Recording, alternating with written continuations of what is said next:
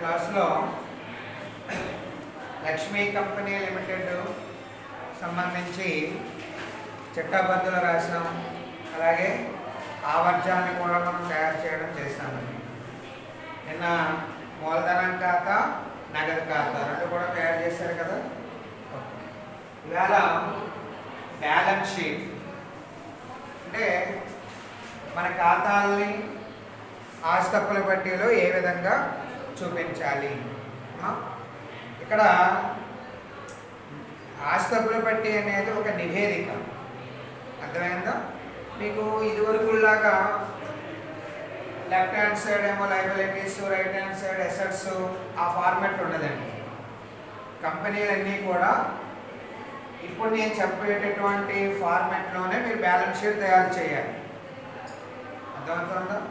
మనకు అదే ఈజీగా అనిపిస్తుంది, కానీ ఇంకా అలవాటు చేసుకోవాలండి. ఓకేనా? 2013 చట్టం ప్రకారము బ్యాలెన్స్ షీట్ తప్పకుండా ఈ ఫార్మాట్లోనే తయారు చేయండి. నేను చెప్పబోయేటటువంటి ఫార్మాట్లోనే ఆటోమేటిక్గా అర్థమవుతాయి, ప్రాబ్లం ఏమీ లేదు. ఇక పైన హెడ్డింగ్ పెట్టుకోండి, Lakshmi company limited balance sheet.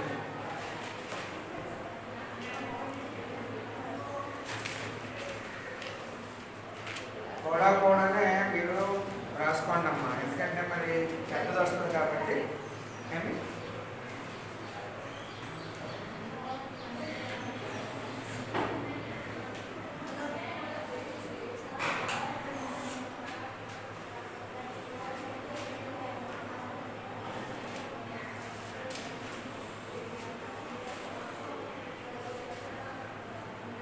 Particulars amount rupees, particulars rupees. ఇక్కడ మొట్టమొదటిగా మనం రాయవలసినటువంటిది రామన్ నెంబర్ 1 వేసుకోండి. Equity and liabilities.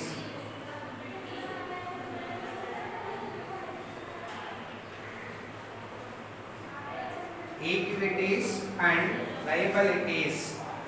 First equity మరియు అప్పులు. ఈక్విటీ మరియు అప్పులు మొట్టమొదటి. దీనిలో మళ్ళీ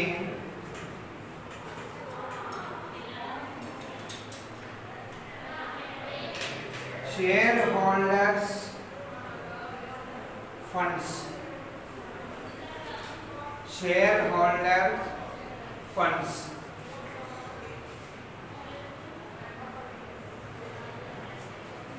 షేర్ హోల్డర్ ఫండ్స్ బ్రాకెట్లో వాటాదారుల నిధులు. వాటాదారుల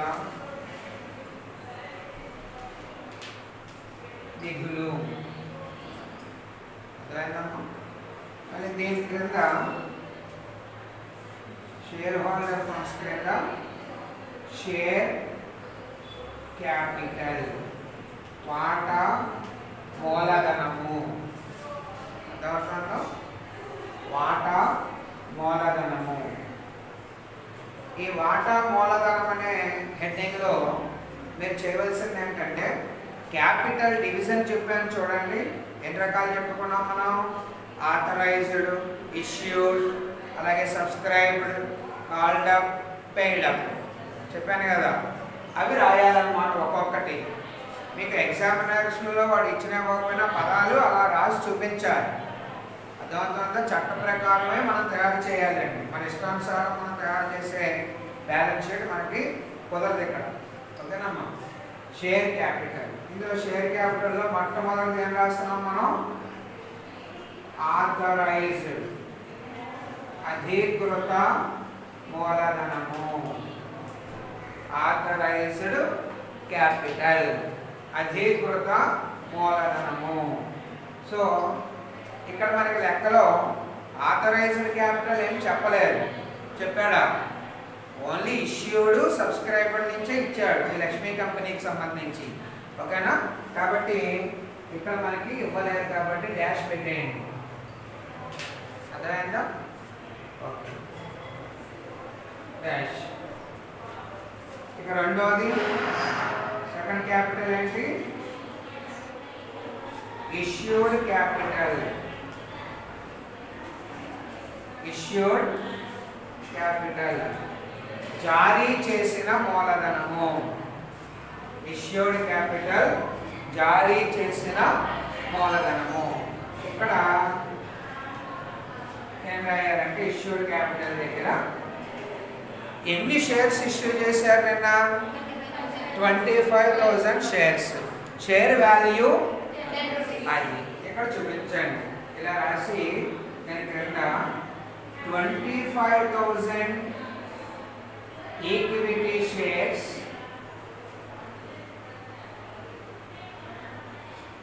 of rupees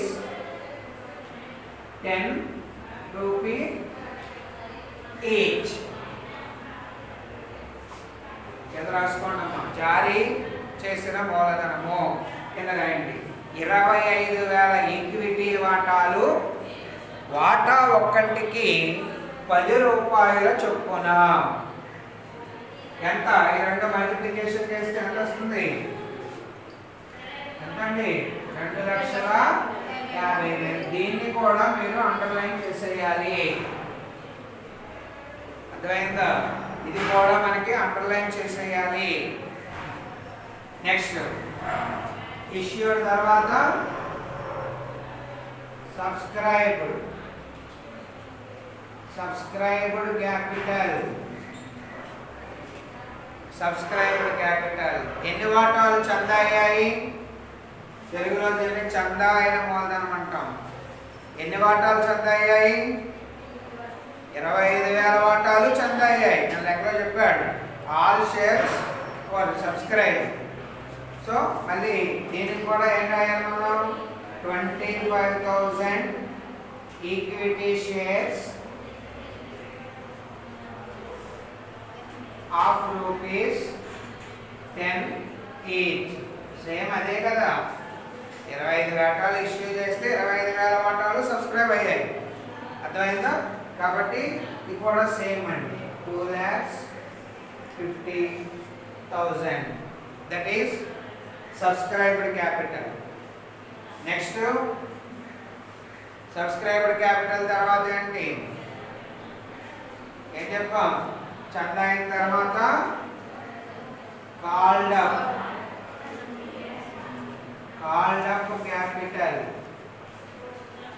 లెక్కలో మనకి ఇచ్చిన రూపాయలు రాసి చూపించాలి. అర్థమైందమ్మా? ఇది ఫార్మెట్ అండి. మన ఇష్టానుసారం లెక్కలు తయారు చేయడం ఇక్కడ కుదరదు. మీరు ముగింపు లెక్కలు కూడా అంతే సేమ్. అర్థమవుతుంది? ఇక్కడ నుంచి ఇది అలవాటు చేసుకోండి. మనకి ఇది వరకు అయితే చక్క అప్పులు ఒక సైడ్ ఆస్తులు ఎలా వేసేసేవాళ్ళు, దానికే కొంచెం ఆప్షాపాలు పెట్టిపోయి మొత్తం మీద ఏదో టాలీ చేసేవాళ్ళు. ఇక్కడ ఆ సిస్టమ్ ఉండదండి. ఇది నివేదిక. నివేదిక అంటే ఏదో రకరకాలుగా ఉంటాయి. దీనికి రూల్స్ అండ్ రెగ్యులేషన్స్ ఏం చెప్పలేరు, కానీ విధానం మాత్రం ఇది. అర్థమవుతుందమ్మా? కాబట్టి మొట్టమొదటి ఏంటంటే ఈక్విటీ అండ్ లైబిలిటీస్. ఈక్విటీ మరియు అప్పులు. అర్థమవుతుందా? ఇది ఈ విధంగా మనకు చూపించాలి. మళ్ళీ కాల్డ్ అప్ క్యాపిటల్ కూడా ఎన్ని వాటాలు పిలిచారు? మళ్ళీ again 25,000 equity shares of rupees 10 each. అంతే కదా? రాసుకోండి. మళ్ళీ సేమ్ అదే point. 25,000 equity shares of rupees 10 each. 2,50,000. ఇది కూడా అండర్లైన్ చేసేసుకోవాలి. అర్థమైందా? మీకు మన థియరీ చెప్పినప్పుడు చెప్పాను అమ్మా, మనకి పెయిడ్ అప్ క్యాపిటల్ ఒకటే ఇంపార్టెంట్ అని. చెల్లించిన మూలధనమే కావాలి. మనం ఎన్ని వాటాలు జారీ చేస్తానో ఎంత చందా అవుతానో మనకు కాదు. వాటాదారుల నుంచి మనకి మనం ఎంత చెల్లించాలి అంటే మనకి ఎంత మొత్తం వచ్చింది, మన అప్పుగా పడినటువంటి మూలధనం భవిష్యత్తులో వాళ్ళకి ఎంత చెల్లించాలి, అదే ఇంపార్టెంట్ ఇక్కడ. అర్థమవుతుందా? సరే, 2,50,000. Next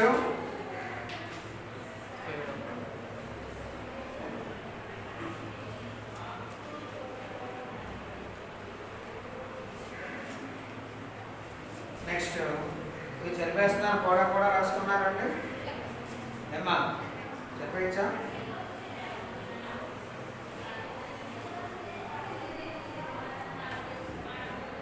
next last one,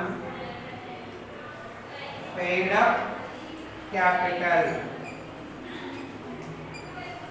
paid up capital చెల్లించిన మూలధనము. ఇక్కడ ఎంత వచ్చింది మనకి, ఎంత చెల్లించాలి మనం అంటే మూలధనం ఖాతాలో ఎంతైతే బ్యాలెన్స్ ఉందో అంత మొత్తముని. ఇక్కడ మనకి ఆల్మోస్ట్ వాడు చెప్పేశాడు మనకి ఎన్ని వాటాలు అయితే జారీ చేశామో అన్ని వాటాలు చెందాయి, అన్ని వాటాలపై సొమ్ము వచ్చేది. అర్థమైందా? The amount duly receive. కాబట్టి చెల్లించిన మూలధనం కూడా ఎలా ఉంటుంది మనకి, 25,000 ఈక్విటీ షేర్స్ of ₹10 each. అదేంటమ్మా 10 each. ఇది ఇక్కడ మాత్రం మీరు అండర్లైన్ చేయకూడదు, ఇది ఒక్కటే అవుటర్ కాలంలో మనకి కనపడాలి. అర్థమైందా? మన మూలధన ఖాతాలో ఉన్న నిల్వ ఇది ఇక్కడ సమానంగా కనపడుతుంది అన్నమాట. ఓకేనా? ఇక్కడికి షేర్ క్యాపిటల్, షేర్ హోల్డర్ ఫండ్స్లో షేర్ క్యాపిటల్ అనేది ఒకటి అయిందండి. లేదనుకోండి మీకు ఇక్కడ ఇది క్యాపిటల్ ఏ పెట్టుకుని ఇది రోమన్ నెంబర్ 1 వేసి దీంట్లో బుల్ ఏ పెట్టుకున్నా పర్వాలేదండి. అర్థమైందా కదా? అలా చేద్దామంటే చేద్దాం. ఇది ఏ అర్థమైందా? ఇక్కడ గుర్తుపెట్టుకోండి, షేర్ హోల్డర్ ఫండ్స్ అనేవి అంటే వాటాదారులకు లభ్యమయ్యేటటువంటి నిధులు 2 రకాలు ఉంటాయండి. అర్థమవుతుందమ్మా? వాటాదారులకి చెందేటటువంటి మొత్తాలు అంటే సంస్థ పే చేసేటటువంటి మొత్తాలు 2 రకాల్లో ఉంటాయి. అవి ఒకటి వాటా మూలధనము. వాటా మూలధనం అనే దాంట్లో మళ్ళీ 5 రకాల స్టెప్స్ వేస్తాము. ఇక రెండో విషయం reserves and surplus.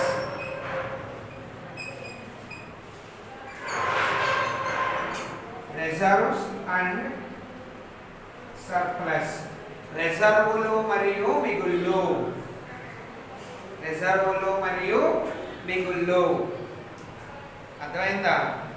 Reserves and surplus, రిజర్వులు మరియు మిగుళ్ళు. ఇచ్చిన లెక్కలో మనకి సాధారణ రిజర్వ్ అని కానీ అలాగే ఏదైనా ఇంకా ఇతర స్పెషల్ రిజర్వ్స్ అని కానీ ఇస్తూ ఉంటాడు మనకి లెక్కలో. అవి ఈ హెడ్లో చూపించాలి. ఈ రిజర్వ్స్ అండ్ సర్ప్లస్ అనే హెడ్లో వాటిని చూపించాలండి. ఇక్కడ మనకి లెక్కలో ఏమీ లేవు, ఉన్నాయా?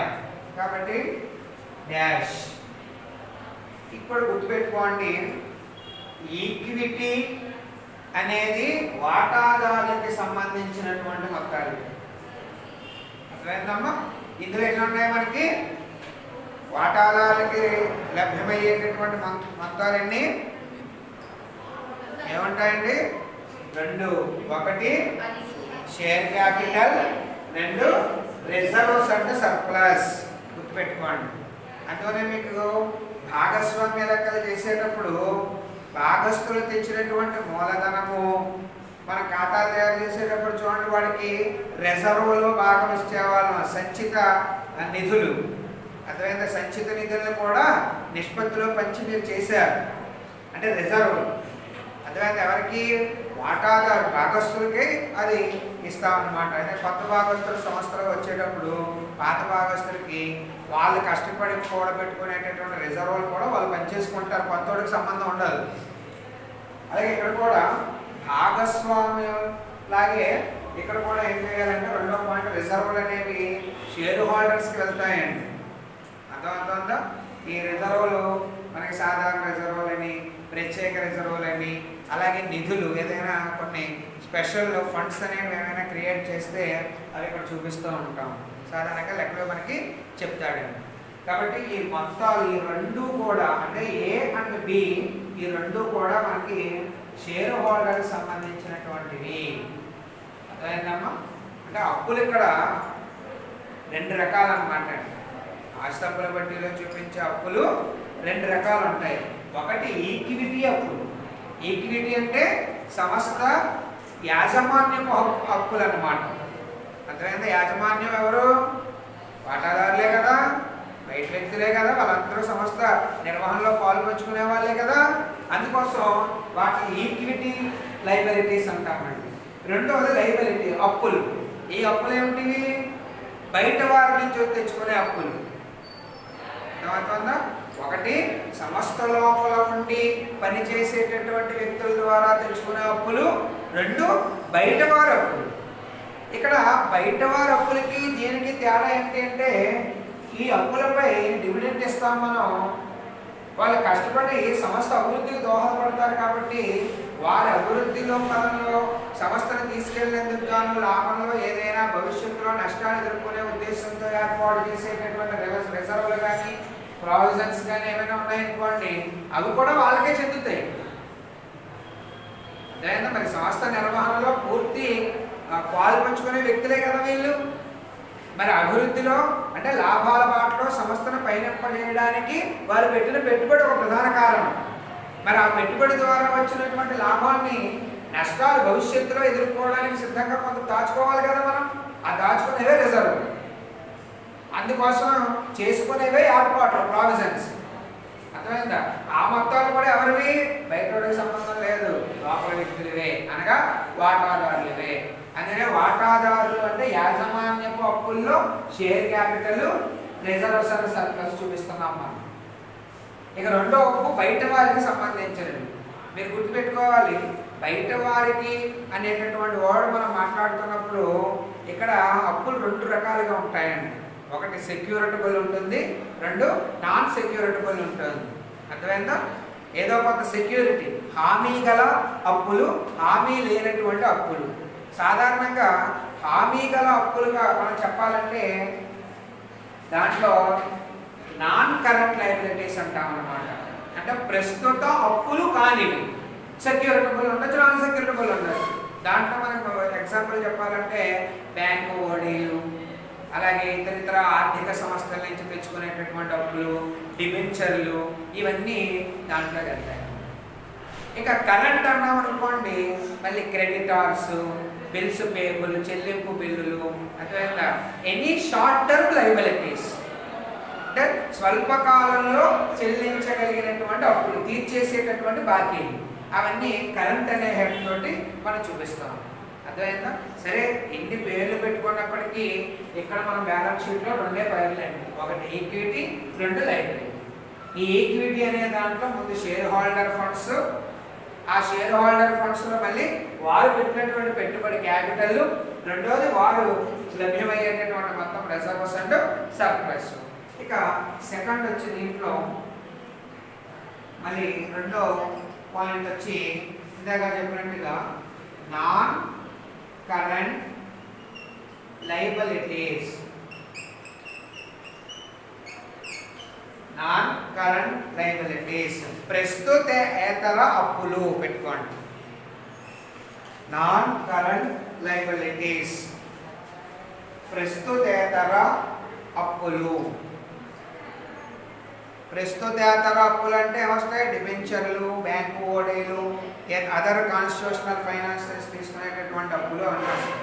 సరే, లెక్క మనకి పెద్దలు వచ్చినప్పుడు ఆ పాయింట్లన్నీ కనపడతాయిలేండి, ప్రాబ్లం ఏమీ లేదు.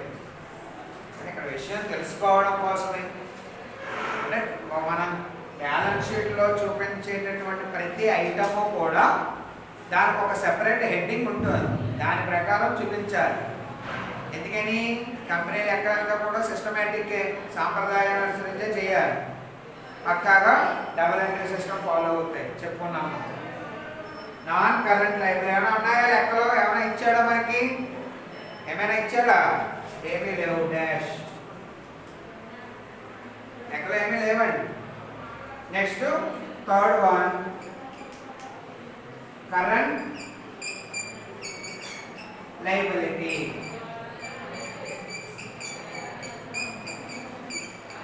ప్రస్తుత అప్పులు, ప్రస్తుత అప్పులు కరెంట్ లయబిలిటీస్. ఇది కూడా లెక్కలో ఏమైనా ఇచ్చాడా మనకి?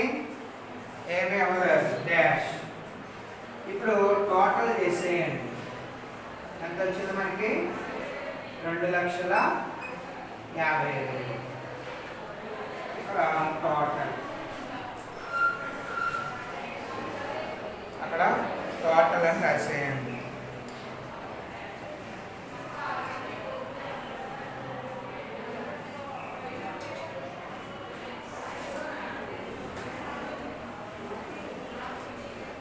ఓకే, మీకు ఇంకా చూపించాలనుకోండి, ఇక్కడే చూడండి ఒకసారి. ఈ రెండు కూడా దేనికి సంబంధించినవి? ఈ రెండు కూడా ఏ అండ్ బి దేనికి సంబంధించినవి? షేర్ హోల్డర్ ఫండ్స్ దీనికి సంబంధించినవి. ఏమో కావాలంటే మీరు ఇక్కడ చూపించుకోవచ్చు. 2,50,000 ఇట్లా చూపించుకుని దీని ఎదుర్కొండా ఏం చేస్తారంటే టోటల్ షేర్ హోల్డర్ ఫండ్స్ అంటే మొత్తం వాటాదారుల నిధులు ఏవి? ఈ ఏ బి టోటల్ చేసి, అంటే మన హెడ్డింగ్ ఇదే కదా పెట్టాము, దానికి 2, 3 కలిపితే మొత్తం అప్పులు అవుతుంది. అర్థమైందా? అప్పుడు దీనికి టోటల్ అని రాయటం లేకుండా మీరు ఏం చేయొచ్చంటే టోటల్ ఈక్విటీ అండ్ లయబిలిటీ అని రాసేయచ్చు. ఆ ఫస్ట్ హెడ్డింగ్ ఇక్కడికి వచ్చేస్తుంది. ఆ విధంగా మనం చూపించుకున్నా కూడా మార్కులు ఇస్తారండి, ప్రాబ్లం లేదంటే ఇంకా క్లారిటీగా ఉంటుంది. అర్థమవుతుందా? అక్కడ టోటల్ అంటేనే అప్పులు వచ్చేస్తాయి. అలా లేకుండా ఈ ఒకటో హెడ్డింగ్లో 2 ఉన్నాయి కాబట్టి ఆ రెండింటిని టోటల్ చేశారు, ఈ పదాన్ని చూపించావు. అర్థమైందా? అలాగే 2, 3 దీనికి యాడ్ చేసుకుంటూ వెళ్ళావు. ఇక్కడికి వచ్చేటప్పటికి అమౌంట్ ఏంటిది? ఈ అమౌంట్ ఎన్నింటితో కూడింది? ఎన్నింటితో కూడింది? 1, 2, 3. ఈ మూడింటిలో కలిసి ఉంది 1. అప్పుడు ఏం చేస్తావు? టోటల్ ఈక్విటీ అండ్ లయబిలిటీ అని చూపిస్తాం. మీకు ఒకవేళ రాయడం ఇలా లేదనుకోండి, టోటల్ లయబిలిటీస్ లేదా మొత్తం అప్పులు చూపించేయండి. అర్థమైందమ్మా? మీరు కొంచెం దీనికి అలవాటు పడడానికి టైం పడుతుంది, కంగారు లేదు. ఎందుకంటే ఇప్పటివరకు ఆస్తి అప్పులు కట్టి ఒక రేంజ్లో మీరు తయారు చేసుకోవడం అలవాటు పడిపోయారు. మీకు అదే ఈజీ అనిపిస్తుంది, అవునా? అలవాటు పడ్డారు కదా. కానీ వాస్తవానికి ఇలాగే తయారు చేయాలి. దీనివల్ల ఏంటంటే ప్రతి విషయం ఇక్కడ క్షుణ్ణంగా తెలియజేస్తాము. అర్థమైందా? ఫైనాన్షియల్ స్టేట్మెంట్లో ఖచ్చితంగా ఈ విధమైనటువంటి సమాచారం ఎప్పుడైతే రాసామో ఇక్కడ చోట క్లారిటీ కనపడుతుంది. లోపల సంస్థలో పెట్టుబడి పెట్టిన వాళ్ళకి ఎంత ఇవ్వాలి, బయట నుంచి తెచ్చుకునే వాళ్ళకి ఎంత ఇవ్వాలి అనేటటువంటి ఒక క్లారిటీ ఉంటుంది. అదే ఇదివరకు బ్యాలెన్స్ షీట్లో రాసేసారనుకోండి, మొత్తం అప్పులు తెలుస్తాయి తప్ప ప్రతి క్లారిటీగా ఏమీ ఉండదు, ఎనాలిసిస్ చేయడానికి అవకాశం ఉండదు. దీన్ని బట్టే మనకి మిగతా శాస్త్రాలు ఉన్నాయండి, కాస్ట్ అకౌంటెన్సీ కానీ మేనేజ్మెంట్ అకౌంటింగ్ కానీ. నెక్స్ట్ మీరు 5th, 6th సెమిస్టర్లో నేర్చుకుంటారు. అర్థమవుతుందా? ఇక్కడ దీన్ని ఎండింగ్ అనమాట, అదే బిగినింగ్ అవుతుంది. కొంచెం జాగ్రత్తగా ఈ సంవత్సరం కాన్సన్ట్రేషన్ చేయండి. వస్తాయండి, అదే ప్రతి ప్రాబ్లం ఏం కాదు, విజయం కాదు, కొంచెం త్రూ ప్రాక్టీస్. అర్థమవుతుందా? ఇక్కడ అప్పులు అనేటటువంటి కాలంలో ఈక్విటీ అండ్ లయబిలిటీ అని పెడతారండి. ఈక్విటీ అంటే యాజమాన్యం, ప్రొప్రైటర్స్ లయబిలిటీస్. అందులో ఏముంటాయి? వాళ్ళకి లభ్యమయ్యేటటువంటి మొత్తాలు, ముఖ్యంగా ఉండేది షేర్ క్యాపిటల్, రిజర్వ్స్. అర్థమైందా? ఇలా దీని మీద బేసి అమాల్గమేషన్స్, అర్థమైంది, అబ్జార్ప్షన్, ఎక్స్టర్నల్ రీకన్స్ట్రక్షన్ టాపిక్స్ చెప్పేవాళ్ళం అన్నమాట ఇదివరకు. ఇప్పుడు తీసాడనుకోండి, కాబట్టి అక్కడ షేర్ హోల్డర్ ఫండ్స్ గురించి ఎక్కువ మాట్లాడేవాళ్ళం.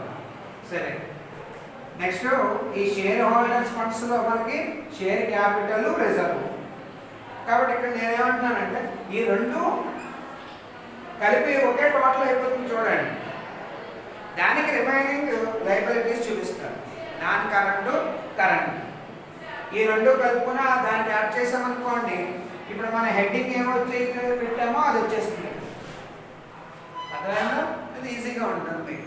ఒక 2-3 లెక్కలు చేస్తే అర్థమవుతుంది ఏమో. సరే, ఇప్పుడు ఈ పాయింట్లు అన్నీ మనకి లెక్కలో వస్తాయంటే వస్తాయి. కంపెనీ ఫైనల్ అకౌంట్స్ అనే టాపిక్ ఉంది మనకి, అక్కడ దాని గురించి మాట్లాడదాం. ఇక్కడ కూడా కొన్ని లెక్కలు ఎదురెదురు లెక్కలు అడుగుతూ ఉంటాడు, దాని ప్రస్తావన అక్కడ చూద్దాం. ఓకేనా? చెప్పచ్చా?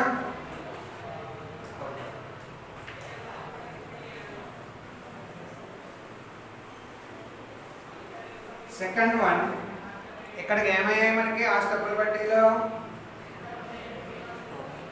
ఆస్తుల పట్టీలో ఏం చూపించాం ఇప్పటికి స్టేట్మెంట్లో? షేర్ హోల్డర్స్కి సంబంధించినవి కాదండి. అసలు ఏం చూపించాం ఇక్కడ అంటే కేవలం లైబిలిటీస్ చూపించాము. మరి అసెట్స్ చూపించాలా? ఉంటాయా? కంపెనీకి అసెట్స్ ఉంటాయా? అప్పులు ఉన్నాయంటే ఆస్తులు ఉండాలి కదా. కాబట్టి రెండో హెడ్డింగ్ వచ్చి అసెట్స్, క్యాపిటల్ పెట్టుకోండి, అసెట్స్. సెకండ్ హెడ్డింగ్ ఆస్తులమ్మ, దాని కిందకే రావాల్సింది. మీరు కొట్టిన స్టేట్మెంట్ కిందకే చూపించాలి. ఓకేనా? Second heading assets. దీంట్లో first one non current assets, ప్రస్తుతేతర ఆస్తులు. ప్రస్తుతేతర ఆస్తులు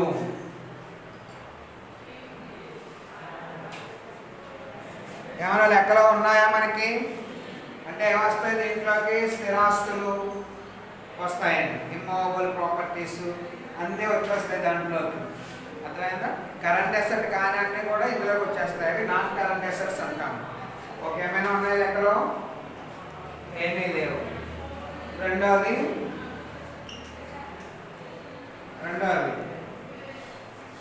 కరెంట్ అసెట్స్, ప్రస్తుత ఆస్తులు. సెకండ్ వన్ ప్రస్తుత ఆస్తులు. ఏమైనా ఉన్నాయా? ప్రస్తుత ఆస్తులు ఏమైనా ఉన్నాయా లెక్కలో? చెప్పాడా ఏమైనా? ఏం లేవా? ఉన్నాయా? చూడండి, దీంట్లో మనకు ఉన్నటువంటి ఐటము క్యాష్. మీరు క్యాష్ అకౌంట్ ఓపెన్ చేశారా నిన్న? అందులో బ్యాలెన్స్ ఉందా? ఎంత ఉంది? 2,00,000.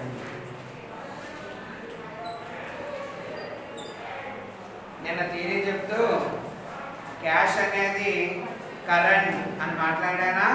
ఎందుకు మాట్లాడాను? అర్థమవుతుందా? క్యాష్ టోటల్ చేసేయండి. ఇప్పుడు చూడండి, టోటల్ అసెట్స్, టోటల్ అసెట్స్. ఇప్పుడు ఇందాక లైబిలిటీకి ఇక్కడ అసెట్కి బ్యాలెన్స్ షీట్ టాలీ అయిపోయిందా? ఎలా ఉంటుంది? ఇది ఫస్ట్ లెక్క కాబట్టి కొంచెం ఏమీ చిన్న ప్రాబ్లం. ఓకే, నెక్స్ట్ లెక్క రాసుకోండి. Next second some. M Company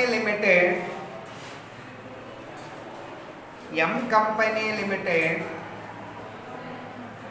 has been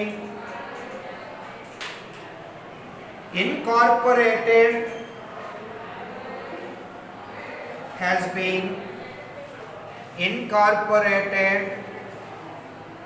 with an authorized capital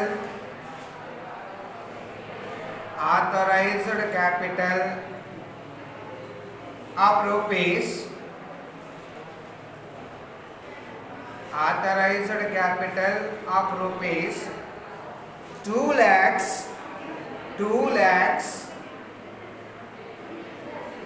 divided into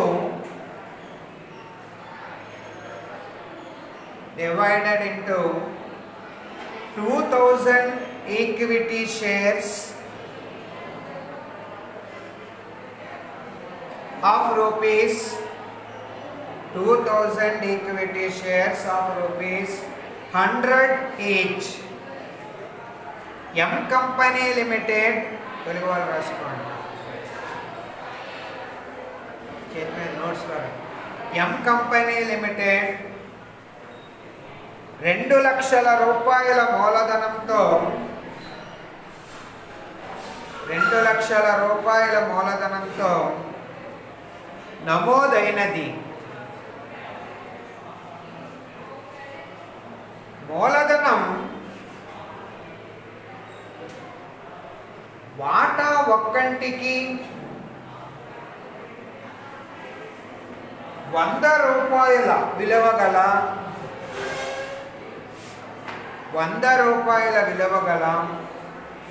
2000 equity వాటాలతో కూడుకొని ఉన్నది.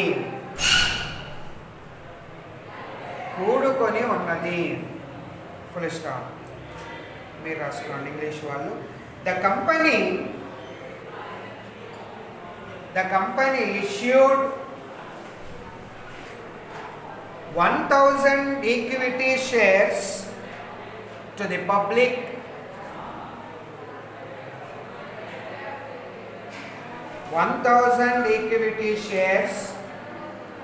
public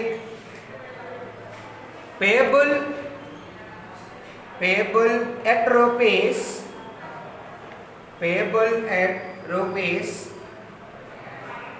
20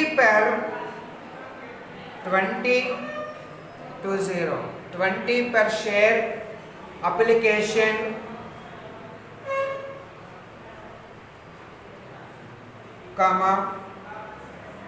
rupees 25 on allotment,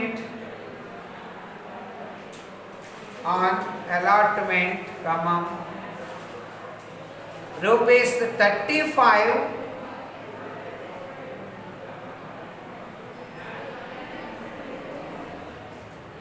on first call and the balance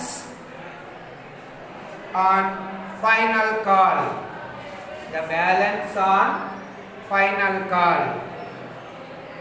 Company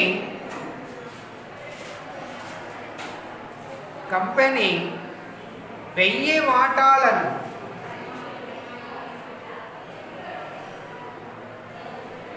ప్రజలకు జారీ చేసింది. 1000 వాటాలను ప్రజలకు జారీ చేసింది. వాటా విలువను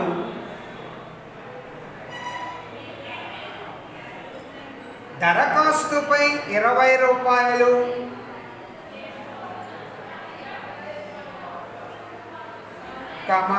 కేటాయింపుపై 25 రూపాయలు,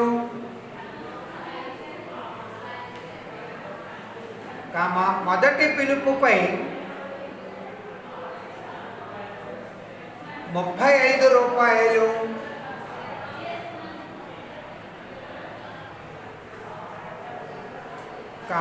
మిగిలినది తుది పిలుపుపై వసూలు చేశారు. All the money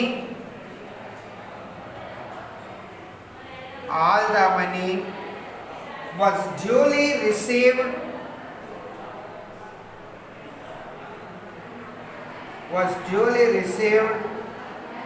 for issued shares. ప్రజలకు జారీ చేసిన ప్రజలకు జారీ చేసిన అన్ని వాటాలపై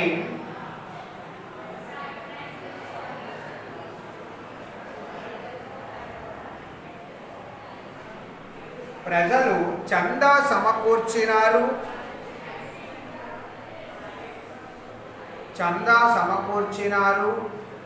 మరియు సొమ్ము అంతా వసూలైనది.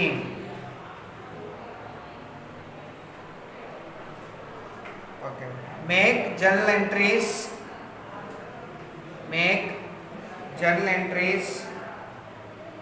To record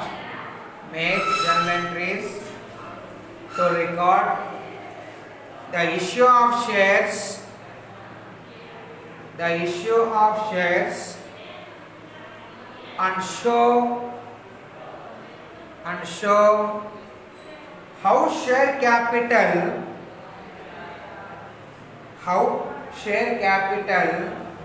will appear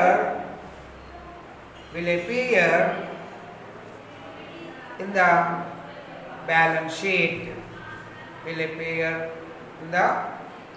sheet. Company పుస్తకాలలో చిట్టాపద్దులు వ్రాసి ఆస్తి అప్పుల పట్టీని తయారు చేయండి.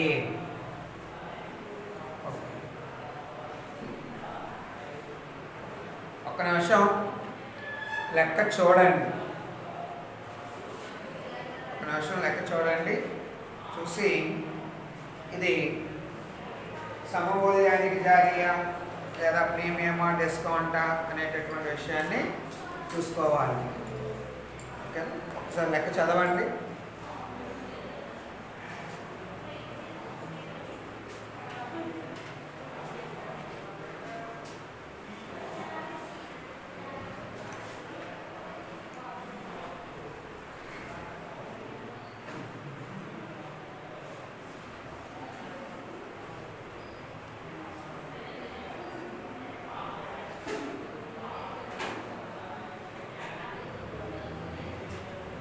లెక్క అవగానే ముందు లెక్క చూడగానే చేయవలసిన పని ఏంటి? లెక్క చూడగానే చేయవలసిన పని ఏంటండి? ముందు ఎన్ని వాటాలు అర్థమైందా జారీ చేశారు, ఎన్ని వాటాలు చందా అయ్యాయి, ఎన్ని వాటాలు పిలిచారు, ఎన్ని వాటాలకి మూలధనం అనేటటువంటి చెల్లించినటువంటి మూలధనం ఎంత తెలుసుకోవాలి. అంటే ఖచ్చితంగా క్యాపిటల్ స్ట్రక్చర్ ఇక్కడ చూపించుకోండి. అర్థమైందమ్మా? ఫస్ట్ ఇందులో మనకి క్యాపిటల్ డివిజన్ చూసినట్లయితే ఆథరైజ్డ్ ఉందా లెక్కలో? ఆథరైజ్డ్ క్యాపిటల్ ఉందా లెక్కలో? లేదా?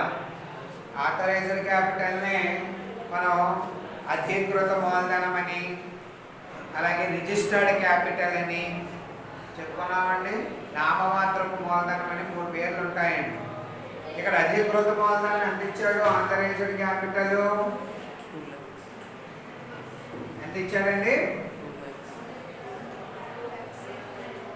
మా కంపెనీ నమోదుకు సంబంధించి కంపెనీల రిజిస్ట్రార్కు పంపించినటువంటి పత్రాలలో ముఖ్యమైనటువంటి పత్రము, మొట్టమొదటి పత్రము సంస్థాపన పత్రము, మెమోరాండమ్ ఆఫ్ అసోసియేషన్.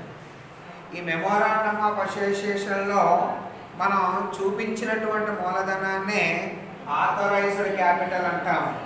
అందులోనే 2 లక్షల రూపాయల మూలధనంతో నమోదు అయినది. ఎంత క్లియర్గా ఇచ్చాడో చూడండి. అర్థమైందా? ఆథరైజ్డ్ అనడానికి అదే మెయిన్. అంటే ఇన్కార్పొరేషన్ ఆఫ్ ఏ కంపెనీ. అక్కడ మొట్టమొదటిగా మనం పంపించినటువంటి పత్రము సంస్థాపన పత్రము.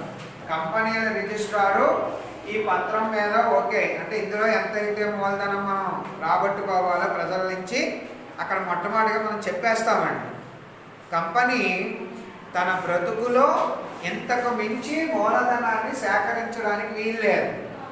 ఒకవేళ మూలధనం సేకరించాలంటే మళ్ళీ ఏం చేయాలి? మళ్ళీ సంస్థాపన పత్రాన్ని మార్చాలి. మళ్ళీ మారిస్తే నువ్వు మార్చేస్తే సరిపోద్దా? నువ్వు మార్చినట్టుగా కంపెనీల రిజిస్ట్రార్కి చూపించాలి. కంపెనీల రిజిస్టర్ అంటే సంస్థాపన పత్రం మారడం అంటే అర్థం ఏంటి? ఇక్కడ మూలధనం మారుతోంది అంటే లక్ష్యం మారుతున్నట్టు లెక్క. అందువల్ల ఇక్కడ చేయాల క్లాజు, నామినల్ నామమాత్రపు సంబంధించిన మూలధనానికి సంబంధించినటువంటి క్లాజులు ఉంటాయి. సంస్థాపన పత్రం క్లాజులు చూడండి, మీరు చదవండి, ఖాళీగా ఉన్నప్పుడు BOM నోట్స్లో చెప్పారు. అర్థమవుతుందా?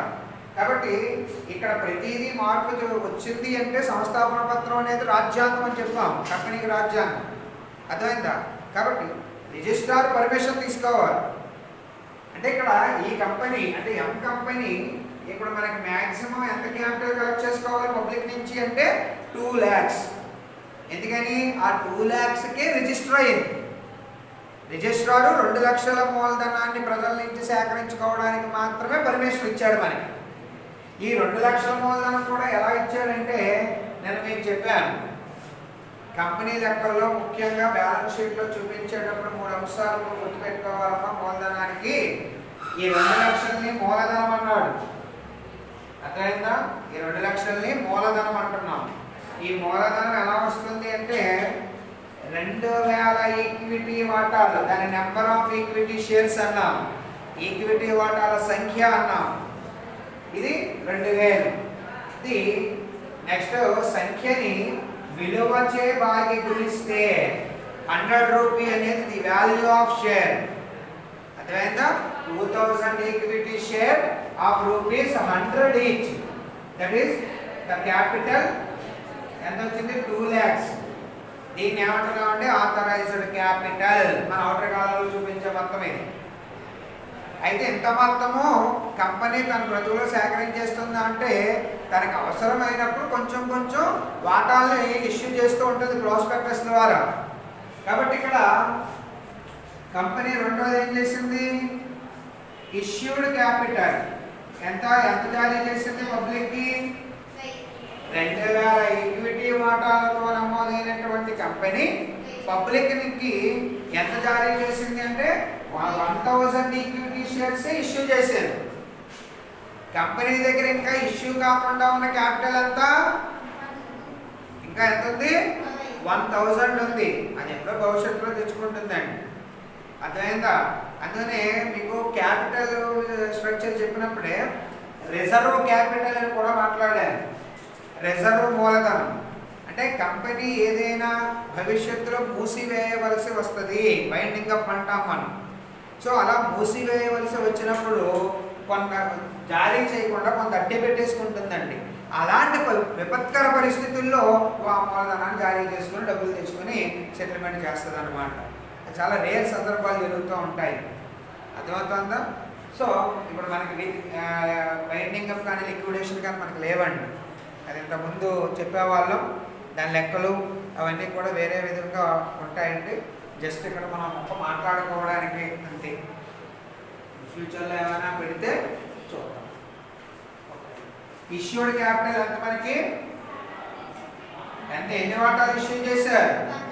1000 shares. Number of equity shares issued ఎన్ని? 1000. The value of share 100. అదేం మారదండి. అర్థమైందా? మీరు అడగచ్చు, సరే ఇక్కడ నన్నేమో 10 రూపాయలు చెప్పారు, ఇవాళేమో 100 రూపీస్ చెప్పారు, రేపు ఇంకో వాల్యూ చెప్తారండి, ఇది ఎలా లెక్క కడతారు సార్ కంపెనీలు? వాటాలంటే నెంబర్ ఆఫ్ ఈక్విటీ షేర్స్ అంటే పబ్లిక్ నుంచి ఎంత తెచ్చుకోవాలి, ఎంత డబ్బులు అవసరమయ్యాయో అది రిలీజ్ చేసుకుంటుందని చెప్పారు. మాకు బాగానే క్లారిటీ అర్థమైంది. బట్ వాల్యూ అనేది ఏ విధంగా అసర్టైన్ చేస్తారు? అందువనే మనకి ఎదర వాల్యుయేషన్ ఆఫ్ షేర్స్ అనే టాపిక్ ఉందండి.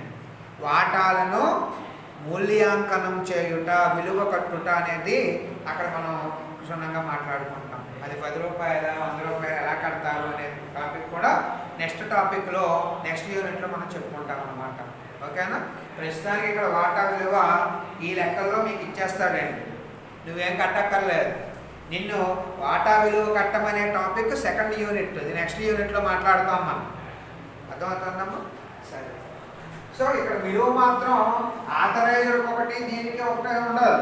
అక్కడ ఆల్రెడీ వాల్యూ 100 అంటే వాల్యూ ఇక్కడ కామన్గానే ఉంటుంది. ఎంత? 100 రూపీ. అంటే ఎంత వచ్చింది ఇక్కడికి? 1 lakh. నెక్స్ట్ సబ్స్క్రైబ్డ్ ఎంత? సబ్స్క్రైబ్డ్ క్యాపిటల్ ఎంత? సబ్స్క్రైబ్డ్ క్యాపిటల్ ఎంత? సబ్స్క్రైబ్డ్ క్యాపిటల్ ఎంత? చందా అయిన మూలధనం ఎన్ని వాటాలైతే జారీ చేశారో అన్ని వాటాలకి నుంచి ప్రజలు చందా చేశారు అంటే ఇష్యూడ్ క్యాపిటలే సబ్స్క్రైబ్డ్ క్యాపిటల్. అర్థమవుతుందమ్మా? మీరు ఈ క్యాపిటల్ డివిజన్ కనుక జాగ్రత్తగా అర్థమవుతే ఒక కొంతవరకు ప్రాబ్లం మనకు అర్థమైపోతుంది. అర్థమైంది? ఎందుకంటే బ్యాలెన్స్ షీట్లో షేర్ హోల్డర్ ఫండ్స్ అనే టాపిక్లో షేర్ క్యాపిటల్ అనే హెడ్డింగ్లో చూపించవలసినటువంటి ఐటమ్స్ ఇవి బ్యాలెన్స్ షీట్. అందుకే మనం ఇక్కడే ఒకటికి 2 సార్లు మనం చేసుకున్నాం అనుకోండి, సమస్య సాల్వ్ అవుతుంది. ఓకేనా? Authorised 2000 shares, issued 1000 shares, subscribed shares is also ఎంత? 1000 వాడు చెప్పాడు మనకి లెక్కలో. ఎన్ని వాటాలైతే జారీ చేశారో ప్రజలు అన్ని వాటాలని చందా చేశారు. సో సబ్స్క్రైబ్డ్ క్యాపిటల్ కూడా 1000 షేర్సే. 100 1 lakh. ఓకేనా? నెక్స్ట్ ఏంటి? మరి చందా అయిన తర్వాత కంపెనీ ఏం చేస్తుంది? కాల్ ఫర్ చేస్తుంది అని చెప్పాము. కాల్డ్ అప్ ఎంత? కాల్డ్ అప్ క్యాపిటల్ ఎంత అండి? కాల్డ్ అప్ క్యాపిటల్ ఎంత అవుతుంది? మనకు డబ్బులు ఎన్ని వాటాలకు కావాలి? మనకి మూలధనము ఎన్ని వాటాలకు కావాలి? మనకి మూలధనము ఎన్ని వాటాలకు కావాలి? 2000కా 1000కా? 1000కే. 2000 అనేది ఏంటి?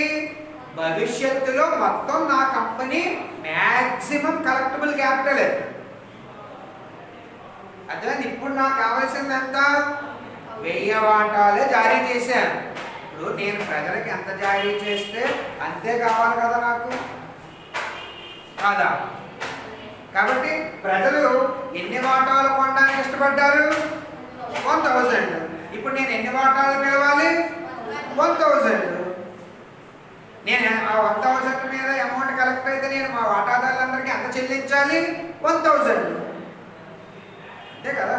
నేను ఎంత కాల్ఫర్ చేశానంటే 1000. ఇవన్నీ మీకు లెక్కల్లో సెపరేట్గా ఇచ్చినప్పుడు అప్పుడు మారుతాయండి. అర్థమవుతుందా? ముందు ఒక ఐడియా ఫ్రేమ్ చేసుకోండి. లెక్క ఇవ్వగానే ఏదో చేసేయడం కాకుండా ముందు ఒక ఆలోచన చేసుకోండి. అర్థమవుతుంది? ఇలా చేస్తే లెక్క పొలవ పట్టుకుని చేసేయక్కర్లేదండి. ఇదే కామన్. 1000 1 lakh. ఇప్పుడు మనకి కావాల్సింది ఏంటి? ఫైనల్గా పెయిడ్ అప్. ఇప్పుడు నేను పిలిచాను 1000 షేర్స్ని. 1000 షేర్స్కి డబ్బులు కట్టారా? ప్రజలు డబ్బులు కట్టారా? ఎలా తెలిసింది మనకి? చెప్పాడా లెక్కలో? అది మళ్ళీ ఇక్కడ మనం క్వశ్చన్ మార్క్ పెట్టుకున్నాం. సరే, పిలిచాము, జారీ చేసాము, చందా అయింది, పిలిచాము. పిలిచిన వాళ్ళంతా కట్టేస్తారా? బకాయిలు ఉండొచ్చు కదా? అదే మనకు డౌట్ వచ్చింది ఇక్కడ క్వశ్చన్ మార్క్. అందులో ఏం చేసాం? పెయిడ్ అప్ క్యాపిటల్ వచ్చేటప్పటికి మళ్ళీ మనం ఒకసారి ఆలోచనలో పడ్డాం. ఏదైనా వాటాదారు డబ్బులు కట్టకుండా వదిలేశాడా? బకాయిలు ఏమైనా అయిపోయినాయి? ఏరియాలు ఉన్నాయా? అర్థమైందా? ఇక్కడ ఏం చెప్తున్నాడు? మనకు క్షుణ్ణంగా చెప్పాడు. ఎన్ని వాటాలు అయితే పిలిచామో అన్ని వాటాలపై సొమ్ము వసూలైనది. అంటే ఎటువంటి బకాయిలు లేవు. కాబట్టి ఎన్ని వాటాలపై సొమ్ము వసూలైంది? అంటే మనం ఎన్ని పిలిచామో అన్ని పిలిచిన దాని మీద డబ్బు వచ్చేసింది. చూడండి, ఇక్కడ దీన్ని బట్టి ఇది, దీన్ని బట్టి ఇది, దీన్ని బట్టి ఇది, దీన్ని బట్టి ఇది ఉంటుంది. ఏమి కష్టమేమి కాదు. ముందు ఒక ఐడియా మనం ఫ్రేమ్ చేసుకోండి. 100 అంటే 1,00,000. ఇప్పుడు చెప్పండి, బ్యాలెన్స్ షీట్లో మనకు అప్పు కింద కనిపించదగ్గ మూలధనం ఎంత? 1 lakh రావాలి. వస్తే నువ్వు చేసే లెక్క కరెక్ట్. ఇప్పుడు మీకు ఆల్రెడీ దీన్ని ఏమన్నాం మనం? ఈజ్ ఈక్వల్ టు అవతల దాన్ని ఏమంటున్నాం మనం? ఇప్పుడు ఈజ్ ఈక్వల్ టు వేసి అవుటర్ వేసాం కదా 1 lakh. ఈ 1 lakh ఏంటంటున్నాం మనం? మూలధనము క్యాపిటల్, ఇది వాల్యూ విలువ, ఇది నెంబర్ ఆఫ్ షేర్. అస్సలు మర్చిపోవద్దండి. అర్థమవుతుందా? నేను నెక్స్ట్ చెప్పబోయే యూనిట్కి సంబంధించి ఇక్కడే కొంత అవగాహన మీకు ఇస్తున్నాను. నేను మీకు చెప్పినట్టుగా ఈ మూడింటిల్లో మనకి ఎన్ని తెలియాలి? 2 తెలిస్తే మూడోది వచ్చేస్తుందా రాదా? అవునా? ఇప్పుడు మూలధనం కావాలంటే ఏం చేసాం మనం? మల్టిప్లికేషన్ చేసాం. మూలధనం కాకుండా ఈ వాల్యూ కావాలనుకోండి, వాల్యూ కావాలంటే డివైడెడ్ బై చేయాలి. అలాగే నెంబర్ ఆఫ్ షేర్స్ కావాలనుకోండి, డివైడెడ్ బై చేయాలి. ఓకేనా? అది కొంచెం మైండ్లో పెట్టుకోండి. ఆ లెక్కలో ఆ టాపిక్ వచ్చినప్పుడు దాని గురించి మాట్లాడదాం. ఓకే, ఇప్పుడు ఇక్కడ ఒక సమస్య సాల్వ్ అయింది కదా మనకి. ఇప్పుడు ఏం చేద్దామంటే issue of share at a par లేదా ఇంకా ఏమైనా రకాలు ఉన్నాయో చూద్దాం. వాల్యూ ఎంత మనకి? 100 రూపీ. వాడు ఇచ్చాడు కదండి 100 రూపీ అని. ఇప్పుడు ఎలాగా ఇన్స్టాల్మెంట్స్ ఎలా ఉంది అంటే దీన్ని ఏమన్నాం మనం? దీన్ని ఏమంటారంటే 100 రూపీని లెక్క ఇచ్చిన దాన్ని ఫేస్ వాల్యూ, ముఖ విలువ, ముద్రిత విలువ. అర్థమైందా? ఇప్పుడు మనకి ఏం కావాలి next? Issuing price. Issuing price ఎలా ఉంటుందని చెప్పాం? ఇష్యూయింగ్ ప్రైస్ ఎలా ఉంటుంది? Some instalments. అర్థమైందా? ఇన్స్టాల్మెంట్స్ వాయిదాలో ఉంటుంది అని చెప్పుకున్నాం. ఆ వాయిదాలు ఏంటి? ఒకటి అప్లికేషన్. ఎంత ఇచ్చాడండి అప్లికేషన్? దరఖాస్తు ఎంత ఇచ్చాడు మనకి? ఎంత? 20 రూపీస్. రెండోది అలాట్మెంట్. అది ఎంత ఇచ్చాడండి? 25. నెక్స్ట్ మూడోది ఫస్ట్ కాల్. ఎంత ఇచ్చాడండి? 35. Next fourth one second call ఏమీ లేదు, ఫైనల్ కాలే ఇచ్చాడు. ఓకే, ఫైనల్ కాల్ ఎంతండి? వాడు ఏం చెప్పాడు మనకి? Share value 100, 20, 25, 35. ఇక్కడికి ఎంత పోయింది మనకి? 80 రూపీస్ పోయింది. అంటే రిమైనింగ్ ఎంత మనకి? 20 రూపీ. ఇలాగా 100. దీన్ని ఏమంటున్నాం మనం? ఎట్ ఏ పార్, సమమూల్యానికి జారీ. అర్థమైందమ్మా? ఇప్పుడు ఏం చేయాలి మళ్ళీ మనం? జనరల్ ఎంట్రీస్ రాయడమే. ఫస్ట్ 20 రూపాయలకి సంబంధించి రాస్తాం. ఇక్కడ ఎన్ని పద్దులు వస్తాయి టోటల్గా చెప్పండి?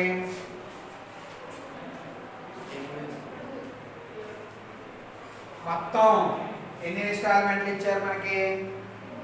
4. అవునా? ప్రతి ఇన్స్టాల్మెంట్ ఎన్ని ఎంట్రీస్ వస్తాయని చెప్పాను?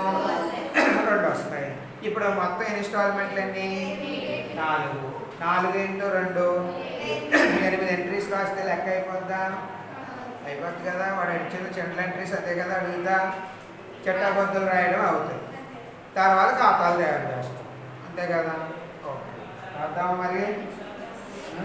ఇది ఎక్కించుకోండి ముందు ఒకసారి.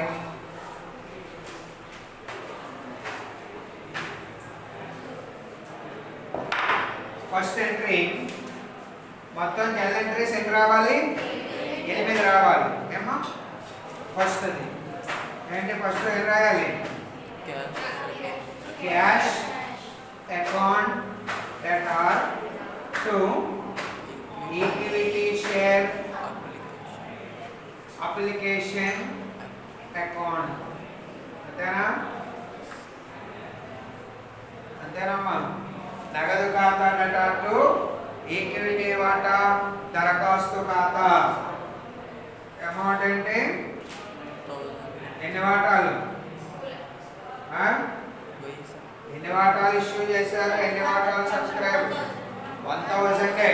2000 మనకు సంబంధం లేదు కాబట్టి 1000 ఇంటూ ఎంత షేర్ వాల్యూ అప్లికేషన్ ఇన్స్టాల్మెంట్ 20 ఎంత వచ్చింది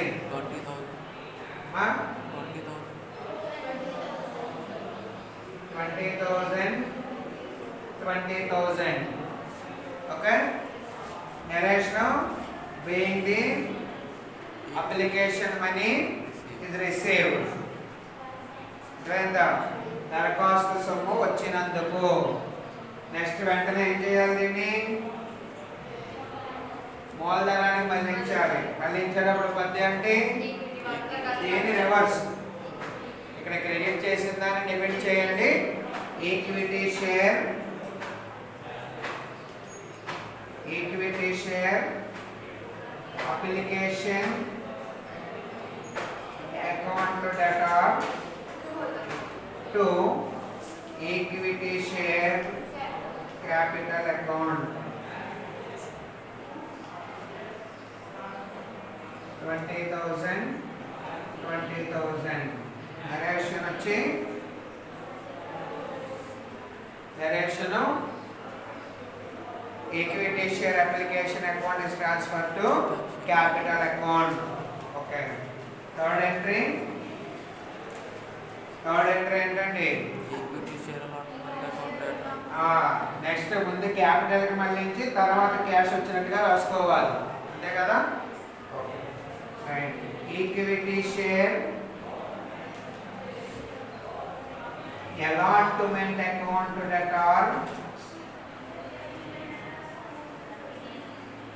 allotment account debtor to equity share capital account ఎంత 1000 into 25 ఓకేనా 25,000 and 25,000 okay narration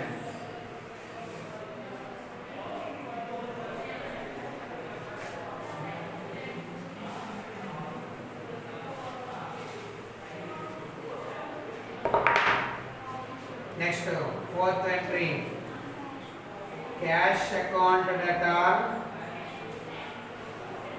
to equity share allotment account ఎంత 25,000 and 25,000 narration being the allotment money is received okay fifth entry equity share first call account data to equity share capital account ఎంత 1000 into 35,000 and 35,000 Emma next narration being the equity share first call account is transferred to capital account next sixth entry cash account data to equity share first call account 35,000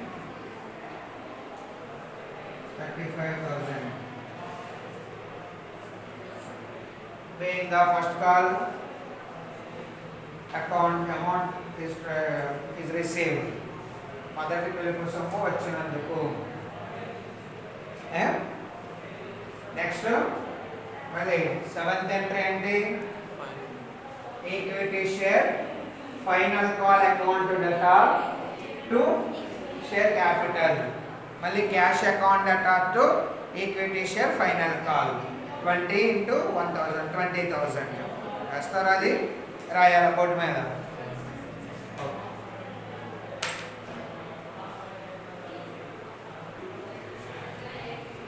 seventh entry మనం చదివేస్తున్నాం చూడండి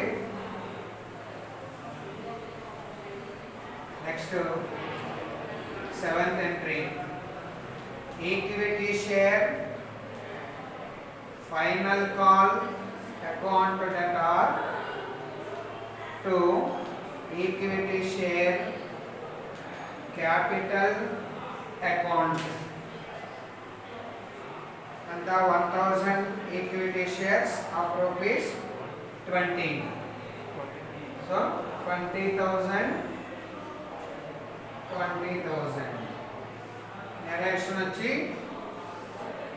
being the equity share final call amount is transferred to capital account, and the last entry cash received cash account debtor to equity share final call account amount వచ్చి 20,000 being the final call amount is received.